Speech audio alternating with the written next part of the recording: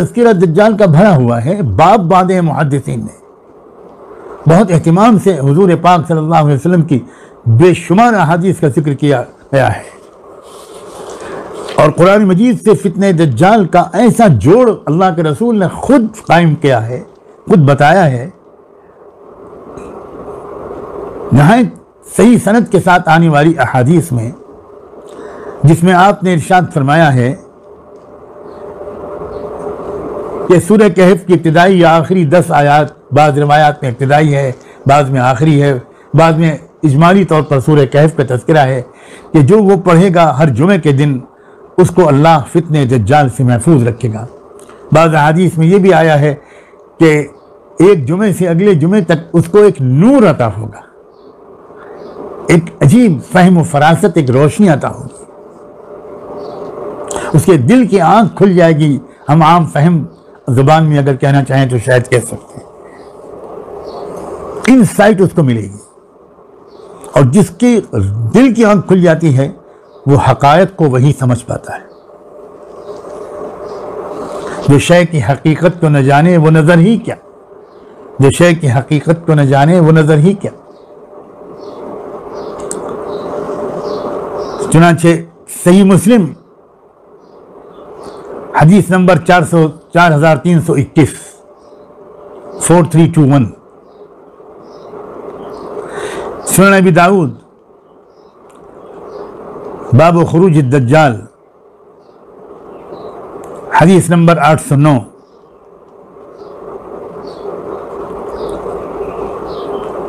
सुनन तिरमिज़ी फ़ज़ाइल कुरान में फ़ज़ल सूरतुल कहफ़ के तहत हदीस नंबर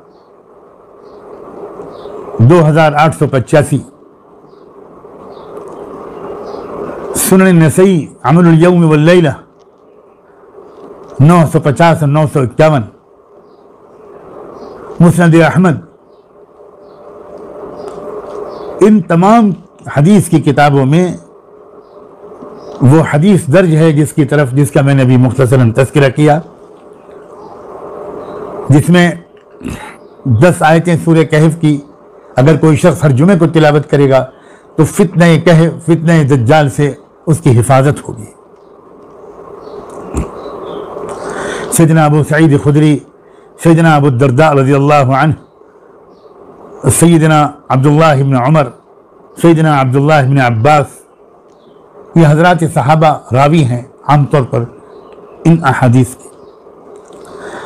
तो इस तरह आपने गोया ये इशारा कर दिया कि फितने दज्जाल का तज़किरा कहाँ मौजूद है, उसकी हिफाजत का सामान कहाँ मौजूद है। ये जो मैंने लफ्ज़ बोला कि उसका तज़किरा कहाँ मौजूद है, ये इस वजह से लफ्ज़ बोला कि हमारे बाज़ उलमाए कुरान ने एक बहुत अहम बात ये भी फरमाई है कि जिस सूरत की जो तासीर या जो फजीलत जिक्र की जाती है, उस सूरत के मजमून का ताल्लुक उस तासीर और फजीलत से होता है, सिर्फ अल्फाज से नहीं होता। उस मजमून से उसका ताल्लुक होता है जिस पर वो सूरत मुश्तमिल होती है। और यहीं से उलमाए कुरान ने तदब्बुर शुरू किया कि सूरह कहफ के मजमून में फितने दज्जाल से हिफाजत की रहनुमाई कैसे ली जा सकती, ये बहुत ही अहम मौजू है।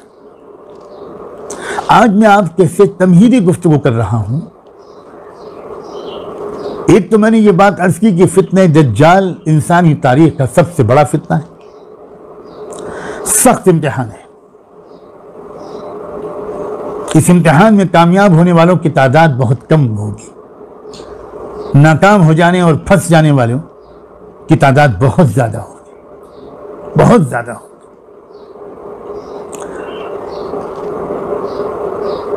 दूसरे सूरह कहफ ही में याजूज और माजूज का तज़किरा है। याजूज माजूज का तज़किरा तो बाकायदा अल्फाज के साथ है, और याजूज और माजूज का तज़किरा सूरह कहफ के अलावा सूरह अंबिया में भी है।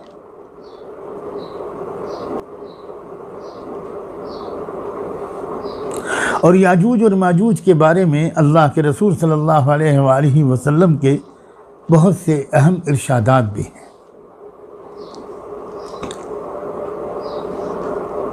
अब आज मुझे सिर्फ इतना ही अर्ज़ करना है कि जिस दौर में हम जी रहे हैं पिछले कई सौ साल से, इन कई सौ साल में जो दुनिया में तब्दीलियाँ आईं, इनकलाबात हुए, जो नज़रियात पेश हुए दुनिया के सामने, जो सिस्टम और जो निज़ाम चले, और इस वक्त जो वाक़यात हो रहे हैं और बड़ी तेज़ी के साथ अब तो हो रहे हैं, जो तब्दीलियाँ आ रही हैं, उन सारे वाक़यात और पिछले कई सौ साल की तारीख़ को समझना, याजूज और माजूज की हकीकत को समझे बग़ैर और फितने दज्जाल की हकीकत को समझे बग़ैर मुमकिन नहीं है। आप चाहे दुनिया के बड़े से बड़े सहाफ़ी हों, दुनिया भर की इंफॉर्मेशन आपको मिलती हो, दुनिया भर की न्यूज़ एजेंसीज़ और कमेंटेटर्स और तज्ज़िया निगार जो कुछ लिखते और कहते हैं आप उन सब से वाकिफ़ हों, तब भी बहुत मुमकिन है कि अपने ही मुल्क में पेश आने वाले वाक़यात या अपनी ज़माने में पेश आने वाले वाक़यात की हकीकत को आप भी न समझ सकें। इसलिए ये जो मौजू है इस दौर में बेपनाह अहमियत का हामिल है। हर इलाके में ऐसे उलमा की तादाद होनी चाहिए जो अपने ज़माने के हवादिस व वाक़यात, मुल्की और आलमी हालात को समझने की कोशिश करते हों, कुरान और सुन्नत से रहनुमाई लेकर, कुरान और सुन्नत की रोशनी में। क्योंकि कुरान मजीद की एक शान है कि वो हर हकीकत का बयान रखता है। वनज़्ज़लना अलैका अल-किताब तिब्यानन लिकुल्लि शै व हुदन व रहमतन व बुशरा लिलमुस्लिमीन। अल्लाहु अकबर। अल्लाह ताला ने बहुत साफ लफ्ज़ों में अपने महबूब को ख़िताब करते हुए इस आयत में इरशाद फरमाया, और हमने थोड़ी थोड़ी करके वो किताब अल किताब तुम पर उतारी है, जिसकी शान ये है कि तिब्यानन लिकुल्लि शै, वो हर हकीकत को बयान करता है, हर शय को। ज़ाहिर जितनी चीज़ें जितनी अहमियत की हामिल हैं, जिन चीज़ों के समझे बग़ैर ईमान पर कायम रहना मुश्किल है, जिन चीज़ों से के समझे बग़ैर शैतानी हमलों से अपने को बचाना नामुमकिन है, क्या उन चीज़ों को भी कुरान ने बयान नहीं किया होगा? क्या उन चीज़ों को भी ज़ाते रिसालत मआब फ़िदाहु अबी व उम्मी व नफ़्सी व रूही सल्लल्लाहु अलैहि वसल्लम उन्होंने बयान न किया हो? ये हो सकता है? तो हर इलाके के अंदर उलमा की ज़िम्मेदारी है कि वो इस दौर में इस इल्म को हासिल करने की तरफ भरपूर तवज्जो दें, और हमारी पूरी उम्मत को, मर्दों और औरतों को, बिलखुसूस नौजवानों को इस मौजू की तरफ बहुत ज़्यादा ध्यान देने की ज़रूरत है। अब मैं इंशाअल्लाह,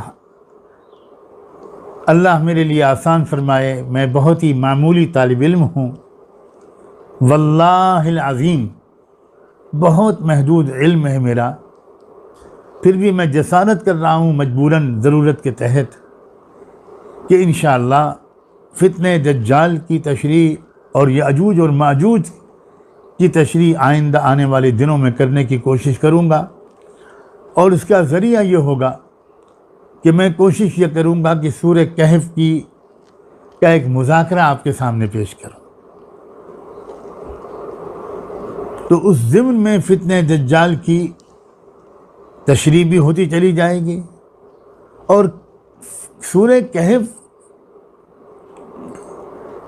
के मज़मूनों को समझकर उनके तकाज़ों के मुताबिक अपने अक़ीदे को, अपनी फ़िक्र को, अपने अमल को, अपनी समझ को नए सिरे से ढालने की जब हम कोशिश शुरू करेंगे, और अपनी ज़िंदगी में ज़रूरी इस्लाहात और तब्दीलियाँ लाएंगे तो इंशाअल्लाह हम दज्जाल के फितने से जो अब सर पर आ चुका है उससे हम अपने को बचा लेने में अल्लाह की तौफीक से कामयाब हो जाएंगे।